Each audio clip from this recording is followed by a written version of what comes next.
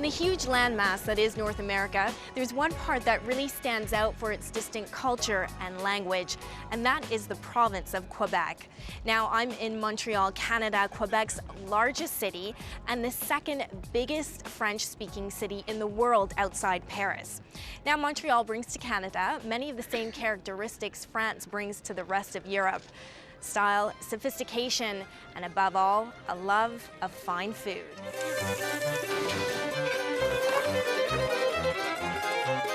Ooh la la.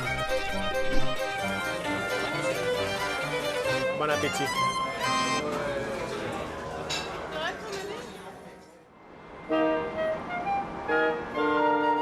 With its European architecture, Montreal has a continental feel. Very different from that of my hometown of Toronto and the Anglophone Canada I'm most familiar with. And this isn't surprising, for when settlers from France first arrived here in the 16th century, their aim was to recreate their homeland in the New World.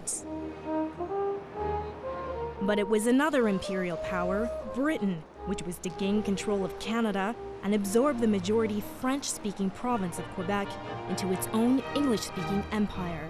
Until the 1960s and 70s, Quebec was predominantly English, even though the population was French.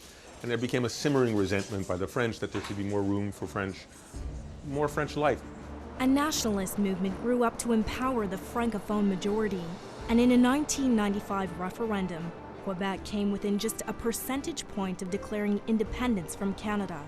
Separatism has declined since then, but Anglo-French tensions remain, particularly when it comes to language. In the 70s, the Québécois, as Quebec's people are known, succeeded in having English replaced by French as the province's official language. And today, even many well-known international brands must be translated into French. There's no English on this menu. No, this is Quebec, and most menus are just in French, and you're expected to understand it. This is France in North America. This is a little slice of France here in North America where people speak French, live in French. Just as the French language is at the heart of Quebecois identity, so too is food. I just read a poll this morning. With the falling economic problem, what would you give up first? And Quebecers, unlike the rest of Canada, the one thing they won't give up is their food shopping. Food's just food in English Canada. In Quebec, food is like holy material. That's a very French thing. And the two, language and food, are curiously intertwined. We've had a tremendous number of food fights here because as they try to make Quebec French, they said Quebec should have a French look. So all the signs have to be in French, all the restaurant names have to be in French. So every English restaurant that was called the keg room, the beer room, suddenly had to be, le chambre de bière. They created something called the language police. The politics of food just became crazy in Quebec, like almost a comedy film, But the zealousness of the Office de la langue française, the so-called language police, to make French Quebec's dominant language, is no laughing matter for some. This Irish-themed pub recently attracted their scrutiny. We received a letter stating that an inspector came into our establishment and noticed that the signs on the walls were all in English. We were instructed in the letter to either translate the signs or remove them. And the signs in question were basically antiques, decoration, signs that we purchased in Ireland, which can't be translated. We do live in a French society. However, decor, though, I think really crosses the line, because then where would you go next? Would you say that the ambient music should be in French as well? McKibben's Pub has so far resisted implementing the orders of the Office de la langue française. Its actions may strike some as excessive regulation. And so too might another rule here, for despite Montreal's reputation as a foodie paradise, it's unlikely you'll be able to pick up a quick snack on a street corner. Fear has always been, somehow if you allowed street food, people would leave the restaurants and eat the street food, and the restaurants wouldn't do as well and they would suffer. The idea is that if you had a pretzel stand outside this restaurant now, everybody would rush out and buy pretzels and they wouldn't order the oysters. Someone who no doubt would always choose the oysters is Françoise Kaler, the doyen of French Canada's food scene. For her, food is integral to Quebecois identity. La cuisine pour un francophone. For a francophone, cuisine is a language of its C'est un own. moyen d'expression. It's a means of self-expression, like painting or writing. And the lunch Madame Kaler is enjoying today at Europia restaurant is certainly a work of art. Her favorite course is the first, tiny scallops reared in the glacial waters of northern Quebec, served on a foam scented with real seawater. Voici madame, les pétoncles princesse avec le lait mousseux de Maury. C'est une œuvre d'art, hein? It's a piece of art. Tableau. Alors, les pétoncles princesses. Its essence of seawater, but Yes. frothy, as if I was in the foam of a crest of a wave. Voici notre ajout de veau braisé, purée de panais et petite galette de pommes de terre. Section fromagère. Section fromagère. On va avoir un roquefort papillon, un brie de Meaux et une tome de Savoie. Voici mesdames, un petit dessert pour terminer. La panna cotta, ça je suis sûre. Très bien. Le brownie? Oui. Voilà. Merci.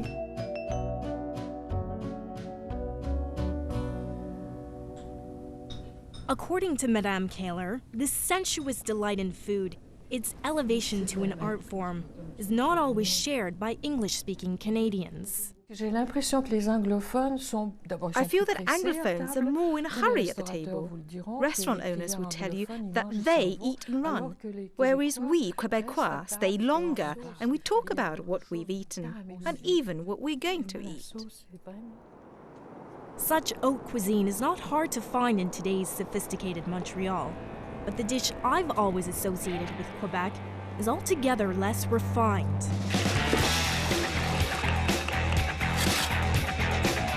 It's called Poutine and consists of French fries topped with cheese curds and gravy. And it's something of a craze here, as these young Montrealers explain to me. It's like the national dish.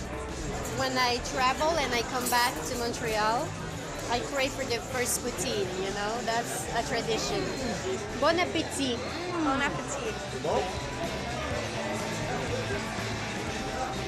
It's fast food, so it's very convenient. It's, you know, it's just so easy to make and easy to eat. You like it? Yes, it's very good. But poutine doesn't always appeal to finer palates. Il y a beaucoup de gens qui vont crier au Many people scandale think it's parce que scandalous because it's not cooking, une it's an aberration, aberration. la poutine. C'est Really, vraiment it une is an aberration. aberration. Sauf que ça a pris. Stéphane Bureau, il tourne. Frowned upon by purists, as it may be, in another Montreal restaurant, Chef Martin Picard has put poutine at the center of his culinary repertoire. Everybody was very hypocrite about the poutine, you know, and that was pissing me off. So I just decided to think about something, you know, who will make that plate work all over the world. His playful solution was to add a luxurious ingredient to the simple French fry, cheese, and gravy mixture. Foie gras, or the liver of a force-fed goose. The foie gras poutine. I'll give it a go. It's really salty, but good. With other hearty dishes on offer, like stuffed pig's foot, tripe pasta, and duck served in a can, some have claimed that Monsieur Picard's cooking is a heart attack waiting to happen. I'm not maybe that healthy, but people now, they don't take time to have some pleasure. And pleasure also comes from the food, with the wine, with the people with who you are. And it's that communal aspect, the personal relationships built around food, the importance ascribed to eating well together, that's so apparent here in Montreal. I think it's part of the culture. I think it's partially European-driven. Natalie Spielman is one of Montreal's growing community of food bloggers, dedicated to passing on her knowledge of and passion for Montreal's food to the widest possible audience through the internet. This is his whole stand, so... She wanted to show me Jean Talon Market, one of the city's finest. White peaches is very good. This kind of plums, they're amazing. Nobody does this in a supermarket. It soon became clear that Natalie comes here as much for the personal relationships the market engenders as for its high-quality produce. They're good, eh? A little bit more ripe. Really sweet. When you ask them about the products, they know what they're talking about. It's almost an extension of themselves. I've never ever seen those Stick your before. nose in there. And this is the cod. Can you make sure to put some aside for me? Because it's not just the exchange of, money for produce, it's the exchange between people, it's that relationship. Merci à vous. For Natalie, the respect for food, so evident at Jean Talon Market, transcends the Anglo-French divisions of the city. Divisions which I was coming to realize are increasingly a thing of the past. Many young bilingual Montrealers like her. I don't think that you enjoy food because you're from a certain language. I think you enjoy food because you're from a certain culture, and that culture is Montreal culture.